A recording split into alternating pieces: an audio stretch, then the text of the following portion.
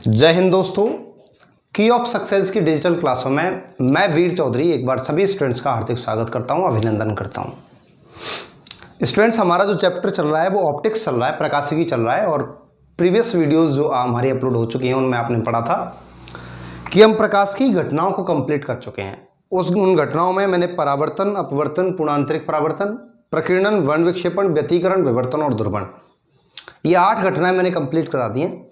Chapter की जब शुरुआत बताई थी, जब मैंने आपसे कहा था ये चैप्टर हमारा 2 हिस्सों में डिवाइड होता है, जिनमें एक तो प्रकाश की घटनाओं को बताता है और दूसरा मिरर और लेंसेज को बताता है। तो आज हमारा जो टॉपिक रहने वाला है वो मिरर रहने वाला है, दर्पण रहने वाला है। तो चलिए एक बार स्टूडेंट्स हम लोग बात करते हैं मिरर के, दर्पणों की बात करते हैं। सबसे पहले स्टूडेंट्स ये जानिए कि दर्पण होता क्या है। दर्पण क्या होता है? एक सामान्य कांच होता है, लेकिन कांच और दर्पण में एक डिफरेंस होता है। कांच वो होता है जो ट्रांसपेरेंट होता है, जिसके अपन आर पार देख सकते हैं, जबकि दर्पण ट्रांसपेरेंट बिल्कुल भी नहीं होता है। दर्पण में क्या होता है, इसी कांच के एक सिरे पर किसी परावर्तक पदार्थ से क्या कर दी जाती है, पॉलिश कर दी जाती है। वो परावर्तक पदार्थ कौन कौन से होते हैं, एक बार परावर्तक पदार्थ के बारे में सुन लो। परावर्तक पदार्थ एसएससी ने कई बार पूछे हैं। इनमें या तो आप चांदी को ले सकते हो, या फिर आप ग्रेफाइट को लीजिए, या फिर आप पारे को लीजिए, या फिर आप इसमें निकल को ले सकते हैं। निकल, चांदी, ग्रेफाइट, पारा। सबसे बेस्ट एग्जांपल जो परावर्तन का होता है वो चांदी होता है। पिछली क्लास में मैंने आपको बता रखा है। इसलिए मार्केट में जो टॉप क्वालिटी का दर्पण मिलता है उसके बैक साइड में जो पॉलिश होती है बेटा वो चांदी की होती है। लेकिन केवल इनकी पॉलिश से काम नहीं चलता है। आप पेंसिल देखिए, पेंसिल में ग्रेफाइट होता है। आप किसी आप कोई कांच लीजिए, कांच के एक साइड में ऐसे पॉलिश करो, उससे आप जैसे मिटाएंगे वो मिट जाएगा तुरंत। लेकिन दर्पण में ऐसा नहीं होता। दर्पण ऐसे मिटेगा तो फिर दिखाएगा कहां? 4 दिन बाद दर्पण खत्म है। इसमें इन परावर्तक पदार्थों के ऊपर एक और पदार्थ की लेप की जाती है, पॉलिश की जाती है। वो पदार्थ हमारे पास होता है AgNO3। AgNO3 का जो नाम होता है वो होता है सिल्वर नाइट्रेट। और सिल्वर नाइट्रेट का जो यूज किया जाता है वो आपके लिए अमिट स्याही या परमानेंट इंक बनाने में किया जाता है। इसका यूज आप परमानेंट मार्कर में भी देख सकते हैं। इसका यूज आप जब इलेक्शन के टाइम अपन वोट डालने जाते हैं, वोट के बाद हमारी उंगली पे लगाया जाता है। इसका यूज पोलियो वाले बच्चों के लिए भी किया जाता है। जैसे पोलियो पिलाया तुरंत उसके नाखून पे लगा दिया जाता है। सबसे पहले तो समझिए दर्पण क्या होता है। किसी सामान्य कांच के एक सिरे पर परावर्तक पदार्थ की पॉलिश की जाती है और वो परावर्तक पदार्थ चांदी, ग्रेफाइट, पारा या निकल होते हैं। इनके ऊपर स्टूडेंट्स एक और लेप किया जाता है। वो लेप किसका होता है? AgNO3 सिल्वर नाइट्रेट या अमिट स्याही का लेप होता है। यहां 2 चीजें और आपको बता दूं। एक चीज तो यहां बहुत आपको परेशान करने वाली है, जिसको मैं कहूंगा बिंब, और दूसरी चीज जो होगी वो होगी प्रतिबिंब। प्रतिबिंब, बिंब को अंग्रेजी में जो कहा जाता है वो इमेज कहा जाता है। प्रतिबिंब को जो कहा जाएगा वो ऑब्जेक्ट कहा जाता है। स्टूडेंट्स ध्यान दीजिए, बिंब वो होते हैं, जैसे मैं खुद को दर्पण में देख रहा हूं, मैं जो रियल हूं वो तो है बिंब। मेरा जो कुछ भी दर्पण में देखेगा स्टूडेंट्स वो क्या होता है? वो प्रतिबिंब होता है। बिंब और प्रतिबिंब कई बार कंफ्यूज करते हैं हमें। इमेज वो है जो रियल है, ऑब्जेक्ट वो है जो दर्पण में दिख रहा है वो। इसलिए बिंब और प्रतिबिंब बिल्कुल कंफ्यूज ना हो। इसके बाद वो प्रतिबिंब के प्रकारों के बारे में भी कई बार बात कर देता है। मैं आपको बताऊं, प्रतिबिंब के प्रकार 2 प्रकार के होते हैं। प्रतिबिंब, पहले प्रतिबिंब ऐसे होते हैं जो वास्तविक होते हैं। दूसरे प्रतिबिंब वो होते हैं जो आभासी होते हैं, इमेजिनरी होते हैं, काल्पनिक होते हैं। वास्तविक जो होते हैं उन्हें अंग्रेजी में कहा जाता है रियल इमेज। जो आभासी होते हैं उन्हें कहा जाता है इमेजिनरी।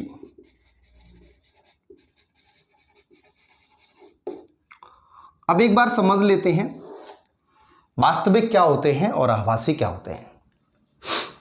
वास्तविक का मतलब आप समझ रहे हैं, जो रियलिटी में जो वस्तु, जो चीज है, जो वाकई में प्रत्यक्ष में है, वही वास्तविक होता है। आप ऐसे मान सकते हैं जैसे अपन प्रोजेक्टर से आई हुई लाइट को जब अपन पर्दे पर डालते हैं, पिक्चर हॉल वगैरह में आपने देखा होगा, एक प्रोजेक्टर लैंप से लाइट को डाला जाता है सामने पर्दे पर, और पर्दे पर कुछ प्रतिबिंब बनते हैं। अपन यहां से जिस लाइट को पर्दे पर डालना चाह रहे हैं वहां जाके उसके प्रतिबिंब बन गए। कुल मिलाके वो कैसा प्रतिबिंब है? वास्तविक प्रतिबिंब है। एसएससी एमटीएस ने पूछा है कि ऐसे कौन से प्रतिबिंब होते हैं जिन्हें हम किसी पर्दे पर व्यक्त कर सकते हैं, जिन्हें हम किसी पर्दे पर रिप्रेजेंट कर सकते हैं। वो सारे के सारे होते हैं वास्तविक प्रतिबिंब। ऐसे प्रतिबिंब जिन्हें मैं किसी पर्दे पर व्यक्त कर सकता हूं, वो प्रतिबिंब मेरे वास्तविक प्रतिबिंब कहलाते हैं। और ऐसे प्रतिबिंब जिन्हें किसी पर्दे पर व्यक्त ना किया जा सके, इन्हें व्यक्त नहीं कर सकते, वो प्रतिबिंब कौन से कहलाते हैं? तो वो बेटा प्रतिबिंब कहलाते हैं हमारे आभासी, इमेजिनरी या काल्पनिक प्रतिबिंब। फॉर एग्जाम्पल आप ये समझ लीजिए, जैसे आप दर्पण में खुद को देखते हैं तो आपको ऐसा लगता है जैसे दर्पण में अंदर मेरी शक्ल है। आप दर्पण के पीछे कोई पर्दा वगैरह का कपड़ा वगैरह लटका के देखिए, क्या लगता है आपको उसमें आपका प्रतिबिंब बन जाएगा? नहीं बनेगा। क्यों? क्योंकि वो प्रतिबिंब कैसा है? आभासी है। और आभासी प्रतिबिंब वो प्रतिबिंब होते हैं जिन्हें हम किसी पर्दे पर व्यक्त नहीं कर सकते। एक बार फिर बता रहा हूं, ऐसे प्रतिबिंब जिन्हें पर्दे पर व्यक्त कर सकें वास्तविक होते हैं। ये वास्तविक प्रतिबिंब हमेशा उल्टे प्रवृत्ति के होते हैं, हमेशा। आभासी प्रतिबिंब जो होते हैं वो हमेशा और हमेशा सीधे प्रवृत्ति के होते हैं, बिल्कुल फैक्ट है। अब क्यों होते हैं, इन पॉइंट्स के लिए, इन पॉइंट्स को भी होल्ड कर लेना अपने दिमाग में, ताकि मैं आगे चल के इनको क्लियर कर सकूं। मैंने क्या पढ़ा है? दर्पण क्या होता है, पॉलिश काय की होती है, सिल्वर नाइट्रेट क्या होता है, बिंब क्या होता है, प्रतिबिंब क्या होता है, बिंब प्रतिबिंब किस किस टाइप के होते हैं। बिंब प्रतिबिंबों को समझाते हुए मैंने कहा दो प्रकार के होते हैं, जिनमें से बेटा एक होते हैं वास्तविक और दूसरे होते हैं आभासी। चलिए, इसके बाद मैं वापस से आता हूं अपने दर्पण पे। अब बात करता है कि टाइप्स ऑफ मिरर, मतलब दर्पण के प्रकार, कितने प्रकार के होते हैं दर्पण। तो आप लोगों ने इनके नाम खूब पढ़े होंगे। दर्पण जो होते हैं वो बेसिकली दो प्रकार के होते हैं, जिनमें से एक नाम अगर मैं लूं तो वो होता है हमारे पास समतल दर्पण का, समतल दर्पण, जिसे अंग्रेजी में मैं कहता हूं प्लेन मिरर, प्लेन मिरर। दूसरा जो होता है उसे मैं कहता हूं गोलीय दर्पण, गोलीय दर्पण।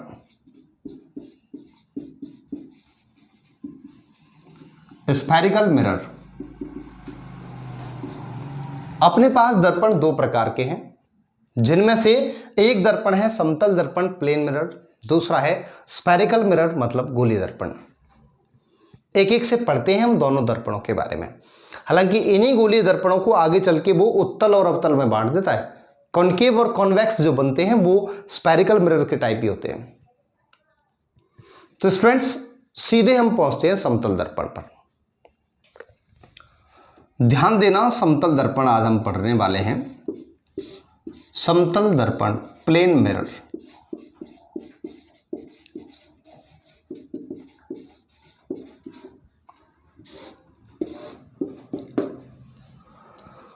देखो भाई, समतल दर्पण से नंबर ऑफ क्वेश्चंस बहुत ज्यादा पूछे गए हैं एसएससी और रेलवे में।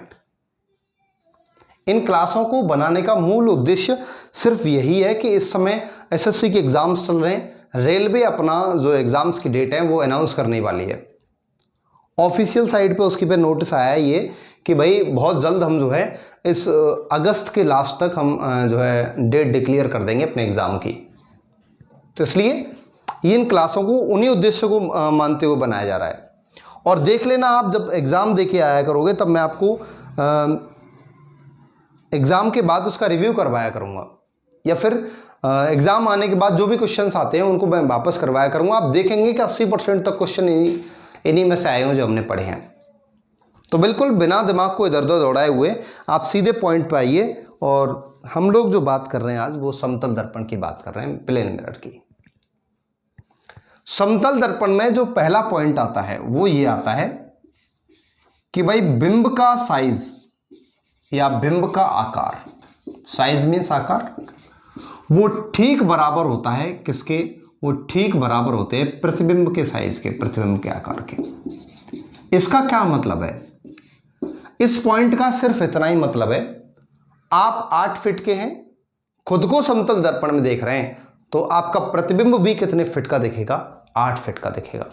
मतलब जितनी ऊंचाई लंबाई चौड़ाई की वस्तु है उतनी ही ऊंचाई लंबाई चौड़ाई की वस्तु प्रतिबिंब में दिखेगी। ये क्वालिटी कौन से दर्पण की है? पहली क्वालिटी आ जाती है समतल दर्पण की। इसका मतलब क्या है? इसका मतलब ये है, इस दर्पण ने ना तो आकार को बढ़ाया ना ही आकार को घटाया, जैसा साइज है वैसा का वैसा ही छोड़ दिया। इसलिए मैं कह सकता हूं इस दर्पण की जो क्षमता होती है, पावर जो होती है, वो निश्चित तौर से शून्य होती है, 0 होती है। अच्छा, बाकी के दर्पण जो है आकार को बढ़ा और घटा देते हैं। यही कारण है कि आप किसी वाहन के दर्पण जो होता है ना, साइड मिरर जो होता है, उस पर लिखा हुआ देखना, object in the mirror are closer than they appear. Object in the mirror मतलब जो प्रतिबिंब इस दर्पण में दिख रहे हैं, आर क्लोजर वो नजदीक हैं, देन दे अपीयर जिसमें इसमें जितना दिख रहा है। जैसे मान के चलो इस दर्पण में आपको दिख रहा है कि कोई 5 फीट दूरी पर है पीछे, लेकिन वो रियल में 5 फीट पे नहीं है, वो 4 या 4.5 फीट पे ही है। इसका मतलब क्या है? वो वाहन में लगा हुआ शीशा एग्जैक्ट स्थिति को नहीं बताता, जो कि उत्तल दर्पण होता है। आप किसी जिम वाले दर्पण में चले जाइए, जिसमें आप खुद को अगर खड़े करके सामने देखोगे तो आपकी हालत चाहे बिल्कुल दुबली पतली है, लेकिन उसमें काफी हैवी दिखते हैं आप, क्योंकि वो साइज को जूम करके दिखाता है, एक्सपेंड करके दिखाता है। ये क्वालिटीज जो होती हैं वो उन्हीं दर्पणों में होती हैं। बाकी प्लेन मिरर में जैसा बिंब का आकार वैसा ही डेफिनेटली प्रतिबिंब का आकार बनता है, ना तो आकार को बढ़ाता है ना ही घटाता है। Is that clear? तीसरे पॉइंट की बात करूं, इस दर्पण का जो आवर्धन होता है, आवर्धन मतलब मैग्निफिकेशन m, आवर्धन जो होता है वो निश्चित तौर से 1 होता है। इस आवर्धन का क्या मतलब है? सपोज कीजिए आप खुद खड़े हैं, आप जो है वो बिंब हैं, आप बिंब तो 5 फीट के हैं, आप 5 फीट के व्यक्ति हैं मान के चलिए। आपने खुद का प्रतिबिंब समतल दर्पण में देखा, सॉरी किसी भी और दर्पण में देखा, मान के चलिए वहां आप 10 फीट के दिख रहे हैं। इसका मतलब क्या है? इसका मतलब यह है कि आपका जो आवर्धन हुआ है, आपका जो साइज जो बढ़ा है, वो आपके प्रतिबिंब की तुलना में बिंब कितना गुना बढ़ गया? तो देखिए 2 गुना, और ये 2 गुना क्या है? आपका आवर्धन है। आप 20 फीट के हैं, 100 फीट के उसमें देख रहे हैं, तो 100/20 मतलब 5 फीट के हुए, आपका आवर्धन हो गया 5 का, 5 गुने का, फीट का नहीं सॉरी। आप अगर 100 फीट के हैं, आप उसमें सामने दर्पण में 20 फीट के देख रहे हैं, इसका मतलब क्या हुआ? इसका मतलब हुआ आपका जो आवर्धन है वो 5 गुना घट गया। आवर्धन का मतलब होता है किसी भी प्रतिबिंब का साइज उसके बिंब की तुलना में कितना गुना बढ़ गया या कितना गुना घट गया। लेकिन यहां तो आपने पढ़ा है कि जैसा बिंब का साइज वैसा ही प्रतिबिंब का साइज। मान के चलिए बिंब 5 फीट का है, प्रतिबिंब भी 5 फीट का बनेगा, मतलब फाइनली अगर मैं तोड़ूंगा तो 1 गुना आएगा। राइट आंसर है, यही मैंने बोला है कि समतल दर्पण का जो आवर्धन होता है वो डेफिनेटली 1 गुना होता है, सिर्फ और सिर्फ 1 गुना। Is that clear? एक बार फिर सुन लीजिए, जैसा बिंब का आकार वैसा ही प्रतिबिंब का आकार होता है। क्षमता 0 होती है, क्योंकि ना तो आकार को बढ़ाएगा ना घटाएगा। तीसरी बात, इसका आवर्धन 1 होता है। इसका मतलब जो है उसका प्रतिबिंब कितना है और उसका बिंब कितना है, बटे में रख के देखूं तो फाइनली एक ही आंसर आएगा। क्लियर है? इस दर्पण की जो फोकस दूरी होती है, फोकल लेंथ, फोकस दूरी, फोकल लेंथ जो होती है वो इनफाइनाइट होती है, अनंत होती है। इस बात का क्या मतलब है समझिए बेटा। आप अभी फोकस दूरी को ज्यादा ध्यान से न पढ़ के सिर्फ ऐसे पढ़ लीजिए कि आप एक समतल दर्पण में कितने दूर तक की वस्तु देख सकते हो। तो इसका कोई क्राइटेरिया, कोई लिमिट नहीं है। आप शाम को रात के समय छत पे ले जाके पहुंच जाइए अपने समतल दर्पण को, देखिए आपको रात में उसमें चंद्रमा दिख जाएगा। इसका मतलब क्या है? देयर इज नो लिमिट, कोई लिमिट ही नहीं है उसकी। वो कितना दूर तक देख सकता है डिपेंड करता है आपकी आंखों पर, आपकी आंखों की क्षमता कितनी है। बाकी दर्पण के लिए कोई क्राइटेरिया फिक्स नहीं है। उसकी जो फोकस दूरी होती है निश्चित तौर से कैसी होती है? उसकी फोकस दूरी निश्चित तौर से अनंत होती है। क्लियर है बेटा? इसके बाद मैं 5वें पॉइंट के बारे में बात करता हूं। आपने ये पॉइंट पढ़े, इसके बाद यहां समतल दर्पण पर जो प्रतिबिंब बनते हैं वो कैसे बनते हैं। तो यहां जो प्रतिबिंब बनते हैं वो निश्चित तौर से आभासी बनते हैं और सीधे बनते हैं। आभासी का मतलब क्या है? इमेजिनरी हैं, इन्हें सिर्फ अपन कल्पना कर सकते हैं, वास्तव में इन्हें किसी पर्दे पर अपन व्यक्त नहीं कर सकते। कौन से दर्पण में बात कर रहा हूं मैं समतल दर्पण में बात कर रहा हूं आपसे। यहां बनने वाले प्रतिबिंब आभासी होते हैं और सीधे होते हैं। पॉइंट नंबर 6वें की बात करें, यहां तक पॉइंटों में कोई दिक्कत है क्या किसी स्टूडेंट को? देखो यहां फोकस दूरी जो होती है, फोकस दूरी की जस्ट आधी होती है वक्रता त्रिज्या। आगे चल के बताऊंगा मैं आपको। रेडियस ऑफ कर्वेचर, वक्रता त्रिज्या, ये भी कैसी होगी? ये भी अनंत होती है, इनफाइनाइट होती है। कई बार एग्जाम में पूछ ली गई है, तो इसलिए मैंने डायरेक्ट इसको बता दिया है। आगे चल के जब एक्सप्लेन करूंगा तो मैं बताऊंगा इसको पूरा पूरा। इसके बाद मैं 7वें पॉइंट के बारे में बात करता हूं। यह पॉइंट बहुत ज्यादा चर्चित है, बहुत ज्यादा बार एग्जाम में पूछा जा चुका है। यह प्रश्न ऐसे करता है कि भाई जैसे मान के चलो आपसे मैंने ये कहा कि आप कम से कम कितनी ऊंचाई का दर्पण लाएंगे जिसमें कि मैं आपको देखूं तो आप एड़ी से चोटी तक दिख जाएं, मतलब बॉटम टू टॉप पूरे दिख जाएं। कम से कम कितनी ऊंचाई का दर्पण लें जिसमें कोई व्यक्ति पूरा का पूरा दिख जाए। कम से कम के लिए बात कर रहा हूं। कई बार क्वेश्चन क्या करता है, वो अधिकतम के लिए घुमा देता है, तो मैं अधिकतम वाला बाद में बताता हूं।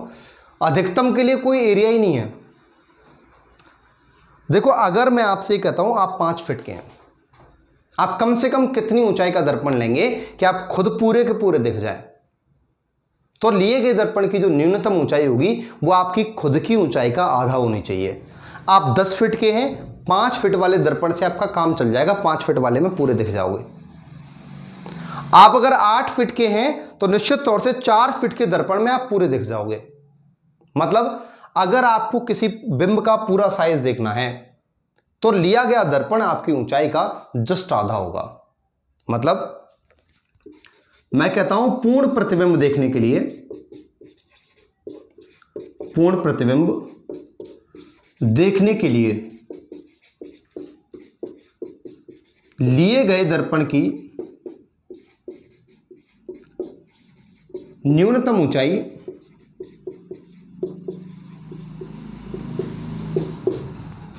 पूर्ण प्रतिबिंब देखने के लिए लिए गए दर्पण की न्यूनतम ऊंचाई बिंब की ऊंचाई का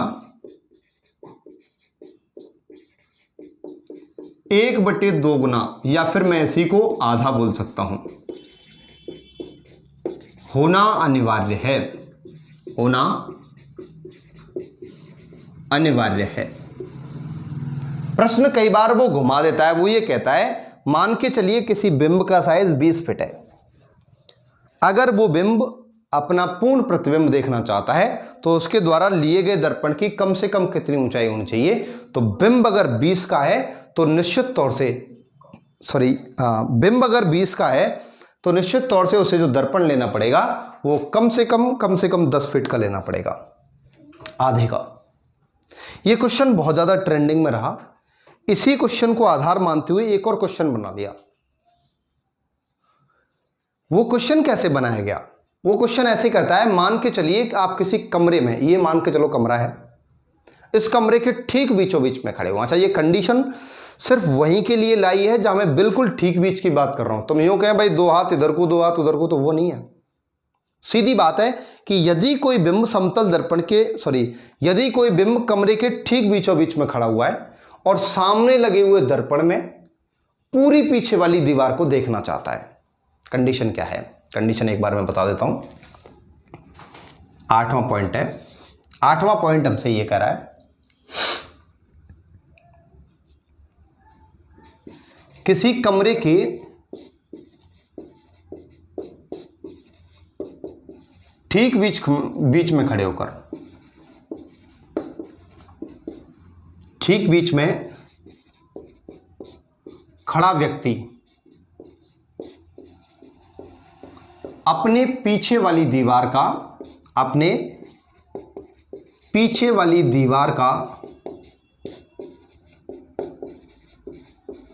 पूर्ण प्रतिबिंब सामने लगे दर्पण में देखना चाहता है। सामने लगे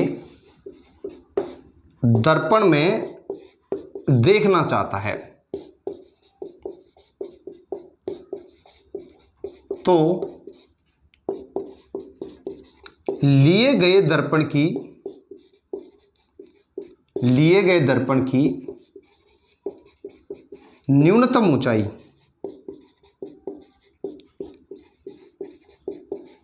दीवार का 1/3 गुना होना अनिवार्य है। इस बात से क्या मतलब है? इस बात से यह मतलब है, आपके पीछे 90 फीट की दीवार है, आप कम से कम कितनी ऊंचाई का दर्पण लेंगे? तो 30 फीट का ऊंचाई का दर्पण लेंगे। आपके पीछे 120 फीट की दीवार है, 40 फीट वाले दर्पण से काम चल जाएगा। आपके पीछे 9 फीट की दीवार है, 3 फीट वाले दर्पण से काम चल जाएगा। आपके पीछे 1 फीट की दीवार है तो 1/3 फीट के दर्पण से काम चल जाएगा। यह प्रश्न खूब ज्यादा पूछा गया था, इसी को आधार मानते हुए बना दिया यह प्रश्न। इसलिए इस प्रश्न में ध्यान देना। प्रश्न पहला तो यह है कि अगर कोई व्यक्ति जो है अपना पूर्ण प्रतिबिंब देखना चाहता है तो कितना दर्पण लेगा? तो भाई खुद की ऊंचाई का आधा लेगा। दूसरा प्रश्न हमारा यह है कि अगर कमरे के ठीक बीचों बीच खड़ा हो जाए और सामने लगी दीवार पे कोई दर्पण लगा हुआ है, उस पर अपनी पीछे वाली दीवार का पूर्ण प्रतिबिंब देखना चाहता है तो लिए गए दर्पण की कितनी ऊंचाई होगी? तो इसका करेक्ट आंसर है फिर 1/3 गुना। करेक्ट है। इसके बाद 8वें पॉइंट के बारे में और बात करता हूं। मैं कहता हूं यदि कोई बिंब थीटा कोण पर विस्थापित होता है, ऐसे खड़ा हुआ था 30 डिग्री के एंगल पर मुड़ गया, तो निश्चित तौर से मान लेना उसका जो प्रतिबिंब विचलित होगा वो 2 थीटा कोण पर विचलित होगा। कई बार ये न्यूमेरिकल टाइप में भी हमें रेलवे दे देता है। वो ये कहता है यदि कोई बिंब जो है 30 डिग्री के कोण पर मुड़ा तो बताइए उसका प्रतिबिंब कितने डिग्री के कोण पर मुड़ेगा। देन राइट आंसर उस जगह कितना होगा? 60 डिग्री, 60 डिग्री। मेरी बातें क्लियर हैं? यहां तक हमने दर्पण में 8 पॉइंटों को पढ़ा। थोड़ा मिटाना पड़ेगा क्योंकि इस पे इसका प्रॉब्लम है। ये 8 के 8 पॉइंट हमें एग्जाम में खूब ज्यादा पूछे गए हैं। इसके अलावा फिर आगे पॉइंटों के बारे में और बात करता हूं। किसी भी सिंगल बुक में आपको इतने सारे पॉइंट्स मिले ये पॉसिबल नहीं है भाई, हाल ही से मैं आपको बता दूं। और समतल दर्पण में इनमें से बाहर कोई क्वेश्चन किसी भी वनडे कॉम्पिटिटिव एग्जाम में नहीं बचेगा, ये भी दावा है। 8 क्वेश्चंस हम कंप्लीट कर चुके हैं, 8 पॉइंट हमने कंप्लीट कर लिए हैं। 9वां पॉइंट हमसे क्या कहता है? 9वां पॉइंट ये कहता है यदि बिंब का विस्थापन x मीटर तो प्रतिबिंब का विस्थापन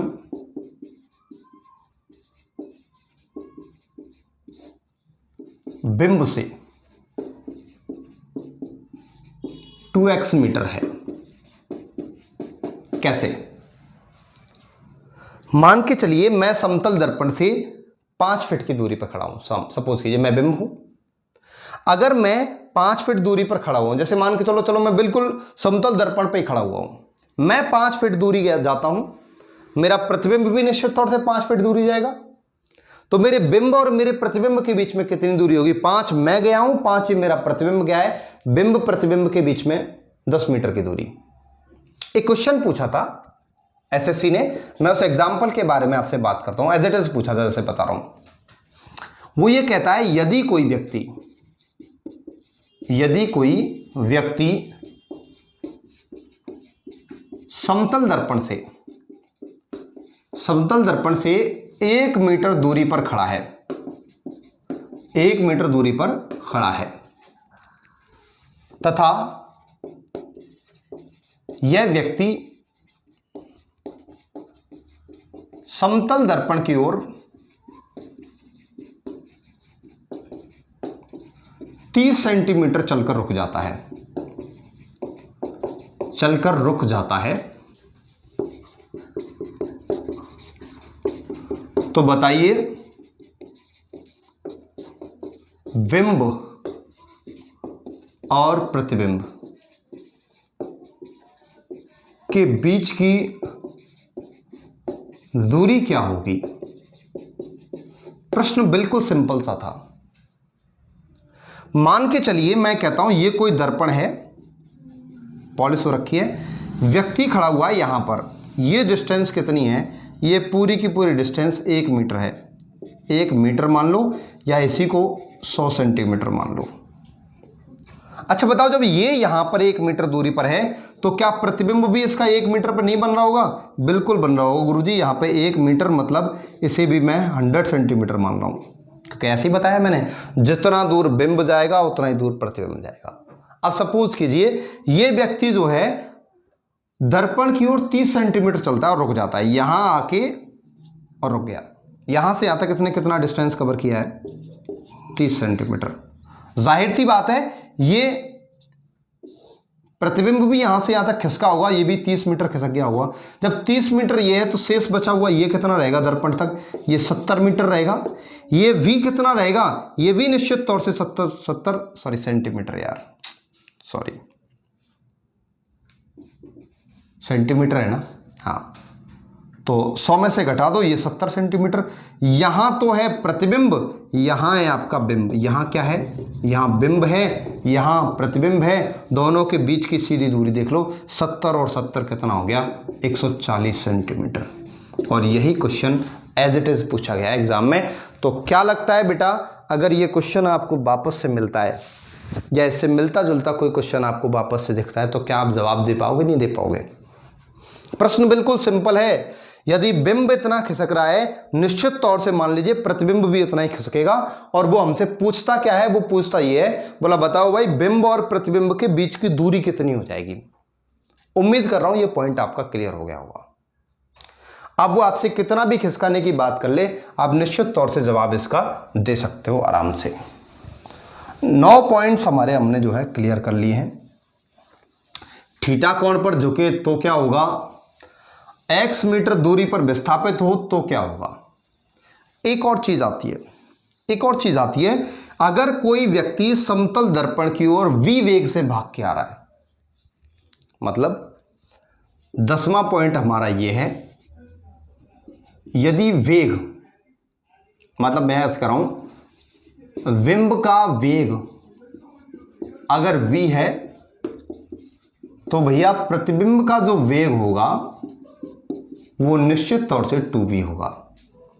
अगर कोई 10 किलोमीटर प्रति घंटे से भागता हुआ आ रहा है तो उसका प्रतिबिंब कितना दिखेगा? वो 20 किलोमीटर प्रति घंटे से आता हुआ दिखेगा। इसका मतलब ये नहीं है गुरुजी आप ये अपना दिमाग लगा जाओगे, गुरुजी एक बात बताओ, अगर वो दुगना स्पीड से आ रहा है इसका मतलब वो तो पहले ही पहुंच गया होगा, ये बाद में पहुंचेगा। नहीं बेटा, एक्टिविटीज डबल नहीं होती, सिर्फ स्पीड बढ़ जाती है। ऐसा नहीं किसी के गाल पे आपने थप्पड़ मारा एक और सामने वाले दर्पण में आपने देखा उसमें 2 मर गए, नहीं, 2 नहीं मरेंगे। सिर्फ आपने थप्पड़ जो मारा उसकी स्पीड आपको जबरदस्त डबल दिखेगी। आप एक एग्जांपल देखिए, जैसे पिक्चर वगैरह की जब शूटिंग होती है तो वहां मान के चलो कि बहुत तेज चलती हुई बाइक से कोई हीरो गिरता है। अब असल मायने में जो उसमें स्पीड इतनी तेज दिखाई जाती है, उस स्पीड से अगर हीरो गिरेगा तो अगले की तो कहानी खत्म है। लेकिन ऐसा नहीं होता है बेटा। उसमें एक्चुअली क्या होता है, जो शूट लिया जाता है वो डायरेक्ट हीरो का फोटो नहीं लिया जाता है, वो दर्पण में फोटो खींचता है।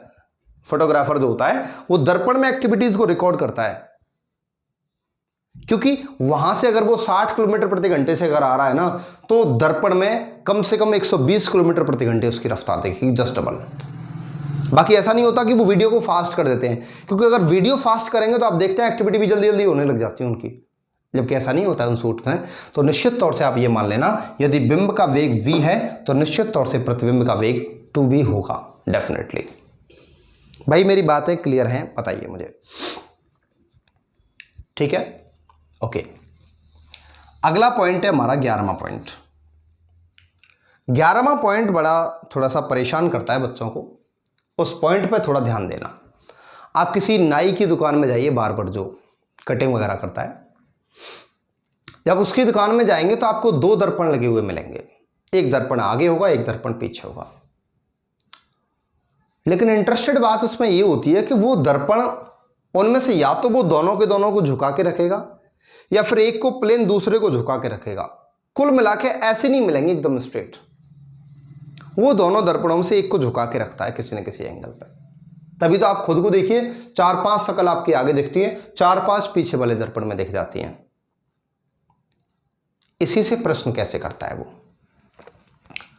वो ये कहता है कि भाई मान के चलिए दो दर्पण एक दूसरे के साथ थीटा कोण पर झुके हुए हैं, मतलब झुकाव कोण जो है वो कितना है, दो दर्पणों के बीच झुकाव कोण है थीटा डिग्री। पूछ लेगा, बोला बताइए भाई इसके मध्य बनने वाले प्रतिबिंबों की जो संख्या होगी, प्रतिबिंबों की संख्या जो होगी वो संख्या एंड से डिनोट करता है। बोला बताओ भाई कितनी होगी। खुद को दर्पण में देखो, 3-4 शक्ल दिख जाएंगी नाई की दुकान में, आपको 3-4 पीछे दिख जाएंगी। तो वो पूछेगा आपसे कि मान के चलो दो समतल दर्पण 60 डिग्री के कोण पर झुके हों, तो बताइए कितने प्रतिबिंब बनेंगे। 80 डिग्री कोण पर झुके हों तो कितने प्रतिबिंब बनेंगे। इस टाइप के क्वेश्चंस को कैसे सॉल्व करना है, इसके लिए मैं आपको बता दूं, यहां दो प्रकार की कंडीशंस होती हैं। पूरा डिटेल क्लियर कर लो आप। एक स्थिति होती है जिसे मैं बोलूंगा समरूपता की स्थिति, समरूपता, सिमेट्रिक कंडीशन। दूसरी कंडीशन जो होती है वो असमरूपता की स्थिति होती है, असमरूपता, नॉन सिमेट्रिक कंडीशन। इन दोनों कंडीशंस का क्या मतलब है, मैं मान के चल रहा हूं ये दो दर्पण हैं एक दूसरे के साथ झुक रहे हैं, इनके ठीक बीचों बीच में कोई व्यक्ति बैठा हुआ है, सिमेट्रिक कंडीशन है। सिमेट्रिक कब बनती है, जब व्यक्ति कहां हो, ठीक बीच में। मान के चलो 60 डिग्री का एंगल था, 30 डिग्री इधर निकल गए और 30 डिग्री इधर निकल गए। अगर असमरूपता की स्थिति की बात की जाए, असमरूपता की स्थिति कैसी होती है, जैसे मान के चलो ये 60 डिग्री था तो 20 डिग्री ये रह गया, 40 डिग्री ये रह गया, है ये भी बीच में लेकिन ठीक बीच में नहीं है। ठीक बीच का मतलब होता है बिल्कुल मिड पॉइंट पे। प्रश्न अगर आपसे ये कहे कि यदि दो व्यक्ति हैं, सॉरी एक व्यक्ति है, दो समतल दर्पणों के ठीक बीचा बीच में खड़ा हुआ है और समतल दर्पण एक दूसरे के साथ थीटा कोण पर झुक रहे हैं, तो उस पर बनने वाले प्रतिबिंबों की संख्या कैसे निकालेंगे। उसका फॉर्मूला होता है n बराबर 360/θ। और अगर असमरूपता वाली स्थिति हो तो ये बनेगा n बराबर 360/θ -1। इसका ही बस ध्यान रखें। एक और बात, यहां निश्चित तौर से आंसर आपका कैसी संख्या आना चाहिए, यहां विषम संख्या आना अनिवार्य है। विषम संख्या, आंसर कैसी आएगा, विषम संख्या। और यहां अगर आंसर की बात करूं तो यहां आंसर विषम होगा तब भी चलेगा, आंसर सम होगा तब भी चलेगा। कैसे होगा वो मैं आपको कंडीशंस बता दे रहा हूं। प्रश्न आपसे सपोज कीजिए ऐसे करता है कि मान के चलो दो समतल दर्पणों के बीच थीटा बराबर है 60 डिग्री, बनने वाले प्रतिबिंबों की संख्या बताओ, n बराबर। अब इसने ऐसे तो नहीं कहा बिल्कुल ठीक बीच में बैठा है। भाई देखो, अगर मैं इसे बिल्कुल ठीक बीच की बात करूं, ठीक बीच में, और एक बात करूं सिर्फ बीच में, प्रश्न कैसे कहेगा, एक व्यक्ति दो समतल दर्पणों के ठीक बीच में बैठा हुआ है और दर्पण एक दूसरे के साथ 60 डिग्री के कोण पर झुके हुए हैं। उसमें प्रतिबिंबों की संख्या के लिए n बराबर 360/θ निकालना है हमें। निकालिए भाई, 360/60, 6 छक्के 36, कितने प्रतिबिंब दिखेंगे उसे, n बराबर 6 प्रतिबिंब दिखेंगे उसे। लेकिन ये कैसे कह रहा है कि सिर्फ बीच में झुके हुए हैं, तो यहां n बराबर 360/θ -1 लगाएंगे। यहां आंसर निकालेंगे तो 360/60 निकालेंगे, -1, 6 छक्के 36, 36, 6 में से 1 गया तो आंसर 5 आ गया। एक और बात बता दूं, कंपटीशन एग्जाम में कभी भी ये वाला आपको पूछा नहीं जाता है, सिमेट्रिक वाला, समरूपता वाला पूछा नहीं जाता है। बता इसलिए दिया है क्योंकि स्टूडेंट कई बार हमें ये कहता है, बोले सर आंसर सम भी हो सकता है कभी कभी, तो सम होगा तो वो सिर्फ सम आंसर केवल समरूपता वाली स्थिति में होगा, सिमेट्रिक कंडीशन वाली स्थिति में होगा, और किसी स्थिति में ऐसा पॉसिबल नहीं है। अभी मान के चलो इसी क्वेश्चन को वैसे दे दे, बोला बताइए भाई मान के चलो दोनों कोणों के बीच, दोनों के दर्पणों के बीच 72 डिग्री का कोण है, निकालो। तो n बराबर 360 बट्टे 72 निकालेंगे, 72 पंजे 360, 5 तो आंसर साहब आ गया हमारा। अच्छा बताओ 5 कैसी संख्या है, समय या विषम? विषम है। तो अब माइनस करने की जरूरत है क्या? नहीं है, क्योंकि जैसे ही माइनस किया तो आंसर सम आ जाएगा।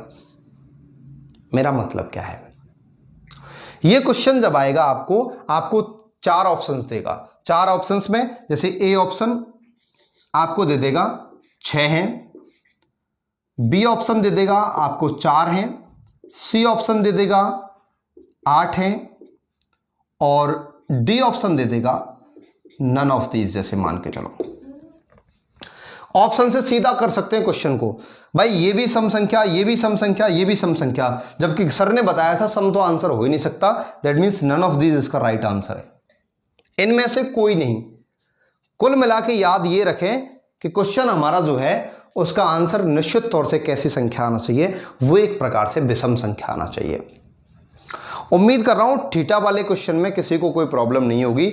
अगर वो प्रतिबिंबों की संख्या पूछ लेता है तो समरूपता असमरूपता में से हमें कौन सा लगाना है? हमें कोई सा नहीं लगाना, हमें n बराबर 360 बटे थीटा याद रखना है।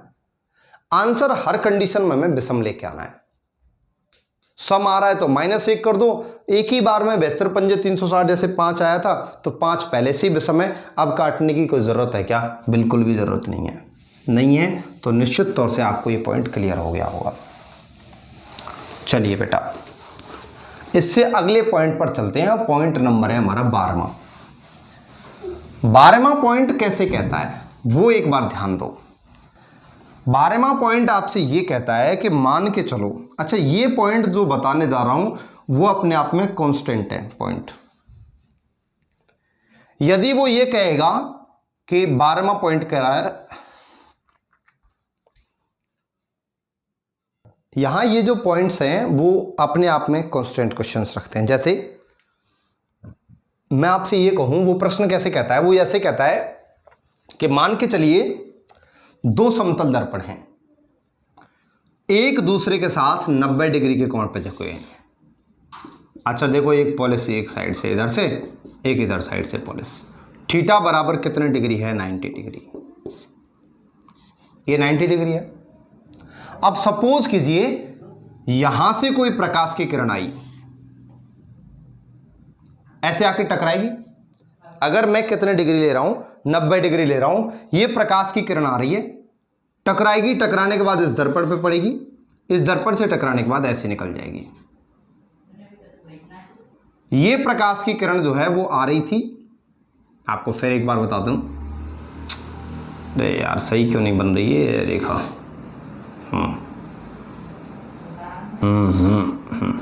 ये वापस जा रही है, ये आ रही थी। ये कौन सी किरण है? ये है आपके पास आपतित आकर गिरने वाली। ये कौन सी है? ये है परावर्तित टकरा के वापस जाने वाली। प्रश्न देखो कैसे कहता है, वो आपसे ये कहता है, बोला बताइए 2 दर्पणों के बीच में कितने डिग्री का कोण रखूं ताकि आपतित किरण और निर्गत किरण दोनों एक दूसरे के समांतर निकल जाएं। दोनों एक दूसरे के समांतर निकालने के लिए निश्चित तौर से मुझे थीटा बराबर 90 डिग्री रखना पड़ेगा। मैंने क्या कहा है? आपतित किरण परावर्तित किरण के समांतर बिल्कुल निकालनी है हमें, तो इसके लिए 2 दर्पणों के बीच जो थीटा लेना पड़ेगा वो कितना लेना पड़ेगा? वो निश्चित तौर से 90 डिग्री लेना पड़ेगा। दूसरा पॉइंट आपसे ये कहता है, 13वां पॉइंट है, मैं कह रहा हूं जब थीटा बराबर रख दिया इसने 60 डिग्री, वो 60 डिग्री पे क्या होगा? जैसे ये 60 डिग्री के एंगल पे रखे हैं 2 दर्पण, एक ये दर्पण है, एक ये दर्पण है। अभी मान के चलो मैं आपसे ये कहता हूं यहां आके कोई प्रकाश की किरण टकराती है। सपोज कीजिए ये कोई प्रकाश की किरण आई और टकराई, ऐसे आई, निश्चित तौर से ये प्रकाश की किरण यहां भी जाएगी और यहां से टकराने के बाद वो ऐसे निकल जाएगी। ये जो किरण है आकर टकरा रही है, इसे मैं नाम देता हूं आपतित। ये जो वापस जा रही है इसे मैं नाम देता हूं परावर्तित। तो वो प्रश्न आपसे ये कह रहा है कितने डिग्री का एंगल रखूं। ये प्रश्न कैसे कहता है सुन लो बेटा एक बार। वो ये कहता है कि बताओ कितने डिग्री के एंगल पे या कितने डिग्री कोण पे दो दर्पणों को रखा जाए ताकि आपतित जो किरण है वो तो एक दर्पण के समांतर हो जाए, देखो, और परावर्तित किरण जो है वो दूसरे दर्पण के समांतर हो जाए। अब आप ले कैसे भी सकते हैं इन्हें, आपतित किरण इसके समांतर है, परावर्तित किरण इसके समांतर है, थीटा बराबर 60 डिग्री रखने पर। कैसे कह रहा है वो कह रहा है आपतित किरण एक दर्पण के समांतर, और फिर क्या कह रहा है, वो कह रहा है परावर्तित किरण, ये फिर कैसी होगी, ये दूसरे दर्पण के समांतर होगी। इस कंडीशन को फॉलो करने के लिए थीटा बराबर 60 डिग्री का होना जरूरी है। और ये कंडीशन क्या कहती है, ये कहती है आपतित व परावर्तित दोनों किरण अगर हमें कैसी निकालनी है, दोनों अगर हमें समांतर रखनी है तो थीटा बराबर मेरे को कितना डिग्री लेना पड़ेगा, वो मुझे निश्चित तौर से 45 डिग्री लेना पड़ेगा। ठीक है, ये दोनों पॉइंट्स आपके क्लियर हो गए होंगे। एक प्रश्न और करता है वो ये कहता है कि मान के चलो जैसे आपका परावर्तन आपने पढ़ा था, सारा परावर्तन ही है, पूरा टकरा के जा रही है। परावर्तन में आपने ऐसे यूं पढ़ा होगा, ये प्रकाश की किरण आ रही थी और ये टकरा के वापस जा रही थी, ऐसे आ रही थी, ये जा रही थी, ये परावर्तक पृष्ठ था। ये आपतित किरण, ये परावर्तित किरण, या अभिलंब। वो प्रश्न आपसे ऐसे भी कह सकता है, वो प्रश्न कहेगा यदि मान के चलिए मैं इस दर्पण को ही घुमा दूं, मतलब प्रश्न क्या है, पॉइंट आपसे 14वां है, यदि दर्पण को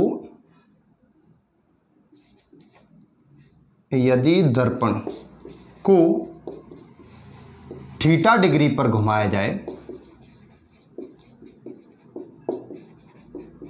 थीटा कोई भी एंगल हो सकता है, मान के चलो मैं इसे 40 डिग्री पर, 45 डिग्री पर, 90 डिग्री पर कैसे भी घुमा दिया, यदि दर्पण को थीटा डिग्री पर घुमाया जाए तो बताइए आपतित किरण, परावर्तित किरण और एक है अभिलंब, इन पर क्या प्रभाव पड़ेगा, ये कितने कितने डिग्री के एंगल पर घूमेंगे।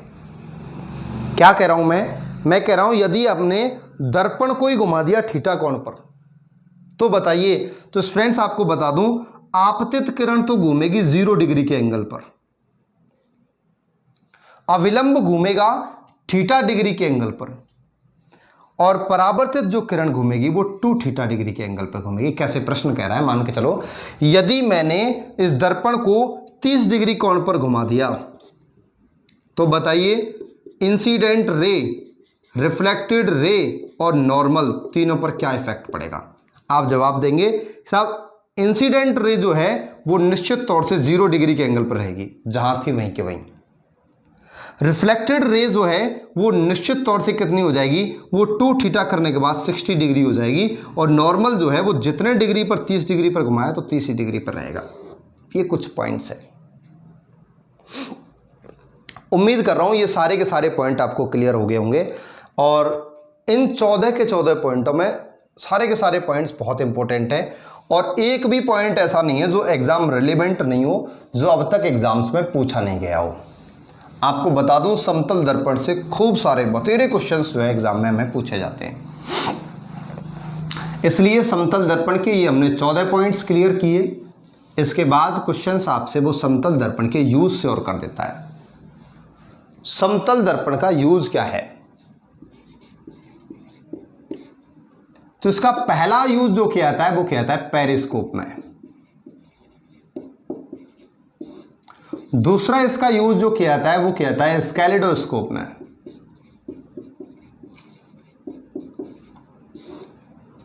घरों में भी कर लेते हैं अपन, जैसे बिंब वैसा प्रतिबिंब अगर हमें देखना है तो, बाकी नॉर्मली जो है अवतल दर्पण का प्रयोग करते हैं घरों में। तीसरा यूज अपनी जो आर्मी है वो खूब खींच के इसका यूज करती है। पेरिस्कोप क्या है पहले ये समझिए। पेरिस्कोप एक ऐसा यंत्र होता है, सपोज कीजिए ये कोई दीवार है बहुत बड़ी, इस दीवार के इधर साइड में इंडियन आर्मी है, इधर कुछ मिलिटेंट है, आतंकवादी टेररिस्ट बैठे हुए हैं, मिलिटेंट घुसपैठ वाले समझ लो, कैसे भी समझ लो आप। आपस में सब में गोलीबारी हो रही है। कुछ देर बाद क्या हुआ, मिलिटेंटों की तरफ से गोली चलना बंद हो गया। अब वो गोली चलना बंद कब हो सकता है, या तो ये कि उनके पास असला बीत गया, या फिर ये वो कोई चाल खेल रहे हैं, या फिर वो सारे के सारे खत्म हो गए। यही कंडीशंस है।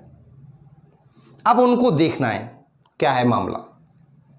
अब दीवार के ऊपर जो भी जवान हमारा चढ़ेगा निश्चित तौर से गोली मार देंगे। ऐसी स्थिति में जिस यंत्र का प्रयोग किया जाता है वो यंत्र हमारा पेरिस्कोप कहलाता है। पेरिस्कोप यंत्र कैसा है, यहां से सीधा लग जाएगा ऐसे करके, इसमें यहां कोने पर एक दर्पण लगा होगा, समतल दर्पण। जो कुछ भी यहां है उसका प्रतिबिंब बनेगा समतल दर्पण में, वहां से सीधा प्रतिबिंब बनेगा हमारी आंख पर। ये हमारी आंख है। पनडुब्बी सबमरीन वगैरह में अगर समुद्र तल से ऊपर का जो हिस्सा है उसकी हलचल को या कुछ चीज को अगर देखना है तो वहां कौन से यंत्र का प्रयोग करते हैं, पेरिस्कोप का। एक होता है स्केलेडोस्कोप। स्केलेडोस्कोप अगर आपने नहीं देखा है तो आपने बायोस्कोप तो देखा होगा भाई। बायोस्कोप हम जब छोटे थे तो गांव के मेले वगैरह में जाया करते थे, तो वहाँ एक इतना बड़ा बॉक्स जैसा होता था, उसमें एक आंख बंद करके यूं बॉक्स में देखा जाता था। उसमें बहुत सारे चित्र घुमाए जाते थे। आपने देखी होगी, छोटी सी टीवी भी लाते थे, 10 रुपए की आती थी, बच्चे खेलने के लिए आंख पे लगाते थे, ऐसे ऐसे करके रील को घुमाते थे। बहुत सारे चित्र वगैरह उसमें बड़े बड़े बड़े बड़े चलते थे। वैसा ही होता है स्केलेडोस्कोप। कैसे होता है, 3 कांच लो, कांच के 3 प्लेट्स लो, तीनों प्लेट्स को ऐसे लगा दो, ऐसे ऐसे। जैसे मैं कैसे कह रहा हूं वो समझिए एक बार। क्या एग्जाम्पल हो सकते हैं मेरे पास, ये है एक इसका ऐसे लगा दिया, और एक हिस्सा में तीसरा जो है सपोज कीजिए यहां से ऐसे लगा दूं। देखो समझो, 3 हिस्से मेरे पास कांच के, ऐसे करके मैंने इनको फिक्स कर दिया। झोंपड़ी जैसी बन गई। देखो मैं देख रहा हूं इसमें से एक हिस्सा मैं इधर और लगा दूं, और वैसा ही सेम एक हिस्सा इधर लगा दूं, यहां एक होल कर दूं, यहां एक होल कर दूं, जो आर पार देख सके। इसमें कुछ चूड़ियां वगैरह चमकीली वमकीली चीजें मैं डाल दूं इसमें। अब क्या होता है, इसमें से अगर मैं देखता हूं ना तो प्रकाश की किरण जब पार जाएगी तो पूर्ण आंतरिक परावर्तन के दौरान बार बार विचलित होगी, बहुत सारी प्यारी प्यारी से चमकीले से चित्र मुझे दिखेंगे। ये प्रॉपरली क्या कहलाता है, स्केलेडोस्कोप कहलाता है स्टूडेंट्स। इंडियन आर्मी में इसका प्रयोग क्यों किया जाता है, क्योंकि ये बिल्कुल यथार्थ स्थिति को बताता है। मैंने बताया था ना, बिंब की जहां स्थिति होगी वहीं प्रतिबिंब की स्थिति बताएगा, इधर उधर नहीं बताएगा। उसकी तरह नहीं बताएगा उत्तल दर्पण की तरफ के लिखना भी पड़ रहा है object in the mirror are closer than they appear. ये ऐसा नहीं करता है समतल दर्पण, एग्जैक्ट स्थिति बताता है, और एग्जैक्ट स्थिति डिनोट करके ही हमारे इंडियन आर्मी वाले लोग होते हैं दुश्मनों की गतिविधियों पर नजर रखते हैं समतल दर्पण से। अभी मान के चलो अवतल दर्पण आपने यूज में ले लिया, अवतल दर्पण चित्र जरूर बड़ा बना के दिखा देगा, लेकिन मान के चलो आपने यहां से AK-47 से गोली चलाई, पता लगा वो मिलिटेंट जो था वो अपनी गोली के रेंज में ही नहीं था, बाहर था, क्योंकि उत्तल दर्पण तो स्थिति बताएगा ही नहीं ना। अवतल दर्पण उत्तल दर्पण तो एग्जैक्ट कहाँ है, वो कितनी दूर है, लेकिन समतल एग्जैक्ट बता देगा। बता सकते हो इतना मीटर की दूरी पर मार दो गोली। अब ऐसे में रेंज से बाहर है तो गोली नहीं लग पाएगी, अगला छोड़ेगा फिर तो मैं नहीं छोड़ेगा। तो वहां दुश्मनों की गतिविधियों पर नजर रखने के लिए आर्मी वाले जो यूज करते हैं अपने बंकरों में, वो कौन से वाले मिरर का प्रयोग करते हैं, प्लेन मिरर का प्रयोग करते हैं, समतल दर्पण का प्रयोग करते हैं। स्टूडेंट्स समतल दर्पण में सिर्फ इतना ही। वीडियो को पूरा देखा करें, प्रॉपर देखा करें। मैं सच बता रहा हूं, जब वीडियो कंप्लीट हो जाएगी उसके बाद आप किसी पॉइंट से प्रैक्टिस सेट्स अगर लगाने बैठोगे ना, डेफिनेटली आप 80% आराम से कवर कर जाओगे निश्चित तौर से। वीडियो के नीचे जो भी कमेंट सेक्शन हुआ करें, अब प्लीज़ मेरी रिक्वेस्ट है सभी स्टूडेंट्स से, भाई आप अपने कीमती सुझाव ज़रूर वहाँ दिया करो। वीडियो सही चल रही है, वीडियो गलत चल रही है, क्या सही है क्या गलत है, क्या प्रॉब्लम्स है, वो सारा कुछ आप देंगे नहीं, तब तक फीडबैक से मुझे पता नहीं लगेगा कि कैसा चल रहा है क्या चल रहा है। ठीक है स्टूडेंट्स, तो आप इसी तरीके से की ऑफ सक्सेस के साथ जुड़े रहिए। मिलते हैं अगली वीडियो में जहां हम बात करेंगे स्फेरिकल मिररों की। Okay, thank you, bye bye, take care, Jai Hind.